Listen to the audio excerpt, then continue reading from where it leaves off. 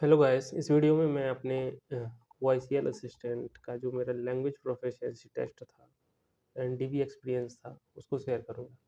तो मेरा जो डीवी और एलपीडी था वो रीजनल ऑफिस देहरादून में था। 6 जनवरी 2026 को। ठीक, तो बात करते हैं कि टोटल कैंडिडेट्स कितने आए थे, टाइमिंग क्या थी, ड्रेस कोड क्या था और हम कहाँ पर और वेटिंग एरिया रिसेप्शन एरिया कैसा था। ठीक, तो टोटल कैंडिडेट्स जो बुलाए गए थे वो 3 टाइम्स थे अप्रॉक्सली, जितने भी वैकेंसीज थी।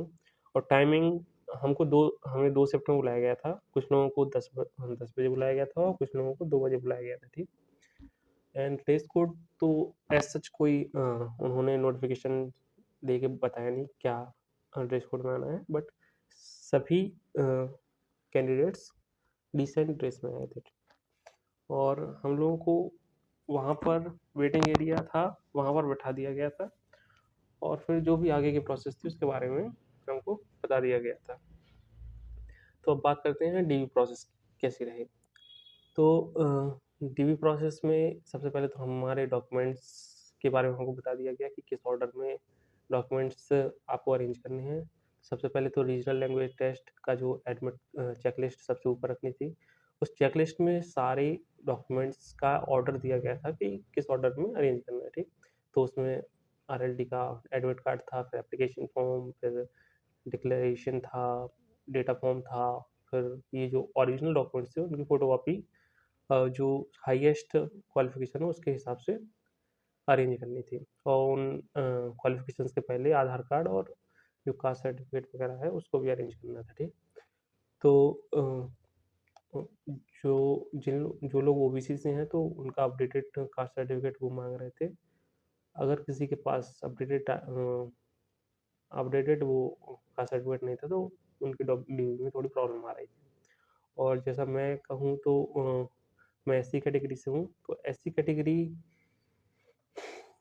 कैटेगरी में जो उत्तराखंड से थे उनके साथ तो प्रॉब्लम नहीं हुई, लेकिन मैं अदर स्टेट से था, मैं एमपी से था। तो एमपी के कास्ट सर्टिफिकेट उन्होंने उस टाइम तो एक्सेप्ट नहीं किया। वो बोले कि आपका केस हम हायर लेवल की कमेटी को रेफर करेंगे। तो मेरा डॉक्यूमेंटेशन ऐसा हुआ कि उन्होंने मेरे जो सेंट्रली लेवल का कास्ट सर्टिफिकेट था और जो स्टेट सर्टिफिकेट, दोनों सर्टिफिकेट की फोटोकॉपी रखो, वो अपने पास एक्सेप्ट कर ली और डॉक्यूमेंट्स में वो लगा दी और बोले कि आपकी फाइल को हम हाई लेवल कमेटी को रेफर करेंगे। ठीक, और जो एस सी एस टी थे उनका ट्रैवल अमाउंट भी रिएम्बर्स करने का एक फॉर्म दे रहे थे वो, कि आप उसमें ट्रैवल की डिटेल्स भर दीजिए। लेकिन ये ट्रैवल की डिटेल्स उस तरह से होनी चाहिए कि आप देहरादून कहाँ से आ रहे हैं। ठीक, अगर आप कहीं और रह रहे हैं तो आप वहाँ से देहरादून तक का ट्रेन टिकट लगा सकते हैं। ठीक, और आप जाने का भी बता सकते हैं कि जा मतलब देहरादून से किस प्लेस के लिए आप जा रहे हैं।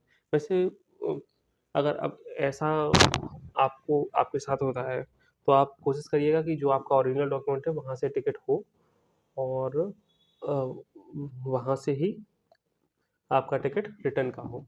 भले ही आप थोड़ा ऐसा कर सकते हैं कि आप कहीं घूमना चाहते हैं हरिद्वार या दिल्ली या कहीं और, तो आप वो टिकट ज़रूर कनेक्टिंग बनवा लें कि हरिद्वार देहरादून से हरिद्वार, हरिद्वार से अपना प्लेस ऑफ रेसिडेंस। ठीक, वो सारी डिटेल्स भरनी थी और वो वाली फॉर्म भर के आपको डॉक्यूमेंट जो मैनेजर्स और सर एंड मैम थी जो डॉक्यूमेंट वेरीफाई कर रही थी, तो आप उनको सबमिट कर देना था वो। तो जैसे ही आपका डीबी हो जाता था तुरंत ही एक नेक्स्ट केबिन था या ऑफिस था, उसके अंदर हमको जाना था। वहाँ पे हमारी जो डीबी वाली पूरी डॉक्यूमेंट चेक हो जाते हैं, तो जो फोटोकॉपी जो आपने चेक करवाए हैं तो उनकी एक फाइल बन जाती है। वो फाइल डॉक्यूमेंट्स वो फाइल सीधा नेक्स्ट जहाँ पे एलपीटी होना है उनके ऑफिस में पहुँच जाती है। वो आपकी फाइल देखते हैं और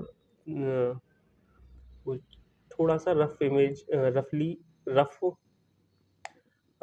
रफ जानकारी आपके बारे में ले लेते हैं। ठीक, तो बता दूं अब मेरा आरएलटी कैसे हुआ था। जैसे ही मैं एंट्री किया तो वो पैनल मेंबर 3 पैनल मेंबर्स थे, शायद 1 तो राजभाषा अधिकारी मैम थी और बाकी 2 वाईसीएल के मैनेजर्स थे, ठीक? सीनियर मैनेजर्स थे, थोड़े ओल्ड थे। तो सबसे पहले तो उन्होंने मेरा इंट्रो लिया, तो मैंने अपने बारे में बता दिया, नाम बताया और कहाँ का मैं रहने वाला हूँ, मम्मी-पापा का नाम, ठीक? बस इतना ही छोटा-सा इंट्रो, 1 मिनट से भी कम का। और उसके बाद फिर उन्होंने रीडिंग के लिए न्यूज़पेपर दिया, ठीक?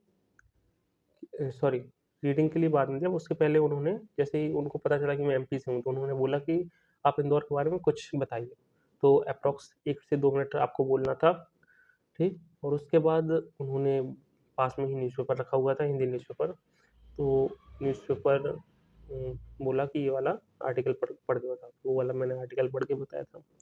और उसके बाद राइटिंग का बताऊँ तो राइटिंग उन्होंने करवाई, उनके पास एक ए4 साइज़ में कुछ पैराग्राफ्स लिखे हुए थे, तो वो पैराग्राफ बोल रहे थे मैनेजर और हम लोगों को लिखना था, कैंडिडेट्स को लिखना था।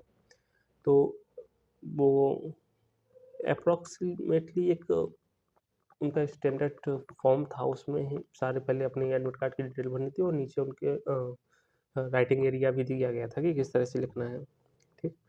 और तो अप्रॉक्सली 10 टू 13 लाइन्स थी वो रो, उनमें लिखना था, ठीक? तो बाकी लोगों का बता दूँ कि जो लोग मुझसे पहले थे, तो उनका भी आरएलटी ठीक गया था और उनकी जो टॉपिक्स थे वो किसी ने एनवायरनमेंट पे बोला था, किसी ने पॉलिटिक्स पे बोला था, किसी ने एक देहरादून का ही कैंडिडेट था, तो उससे बोला था देहरादून में ट्रैफिक की बहुत प्रॉब्लम है, तो आप ट्रैफिक के बारे में बोलिए। तो आप जनरल टॉपिक्स जो रहते हैं उनके बारे में थोड़ा प्रिपेयर करके जाइएगा कि क्या-क्या बोल सकते हैं। अब वैसे मैंने इंदौर के बारे में पॉजिटिव ही बोला है, लेकिन जनवरी 2026 में कुछ इंदौर में केसेस आए थे वाटर कंटेमिनेशन को लेके। इसमें 6 से 7 लोगों की डेथ हो गई थी।